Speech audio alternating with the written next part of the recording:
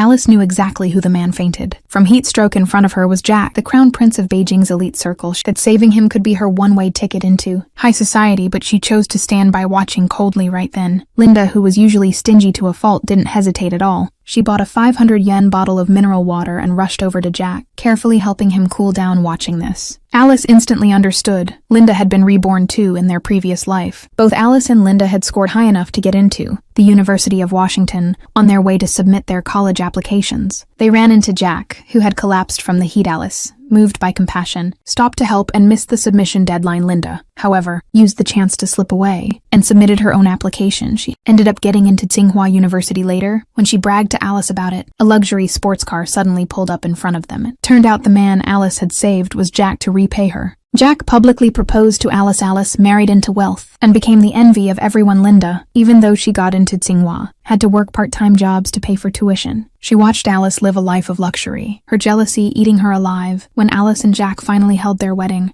Jack announced in front of everyone that he was gifting Alice a company worth billions. As her dowry, Linda couldn't contain her emotions anymore, but no one noticed. Alice, standing on stage, looked pale. The red string bracelet on her wrist was turning dark. Jack kept glancing at his watch, like he was waiting for something. Then Linda walked up, but the next second, Linda suddenly pulled out a knife and stabbed her in the stomach. Alice collapsed on the spot. Jack panicked, staring at his watch, muttering over and over, "Just a little longer, just a little longer." His eyes suddenly turned icy. He grabbed a knife and stabbed Linda hard. Both women fell in a pool of... When Alice opened her eyes again, she was back at the moment, but this time Linda was acting completely differently. Linda bought the water and ran to Jack with it. Then she turned to Alice and said smugly, "I'm about to marry into money. You go worry about your college apps." No one knew that so-called fairy tale life would soon turn into a nightmare, and Alice successfully got into Tsinghua University. 2 days later, media were invited to witness the event. It should have been Alice's proudest moment, but suddenly Linda showed up, clearly an attempt to steal the spotlight. Faced with the principal's reprimand, Linda had no shame. She loudly announced she had dropped out, so the school's rules didn't apply to her. The principal, furious, told security to remove her, but Linda slapped him across the face. She then declared boldly, "I'm about to become the fiancé of the most powerful heir in Beijing. This dress custom made by young Master Qin, this jade bracelet. Imperial green worth $1 million." Just then, Alice looked at the red string on her wrist and commented, "That red string looks really cheap." Everyone burst out laughing. Linda panicked. She quickly said it was just an old bracelet she wore by accident, then yanked it off and threw it into the trash. At that moment, Jack pulled up in a luxury car.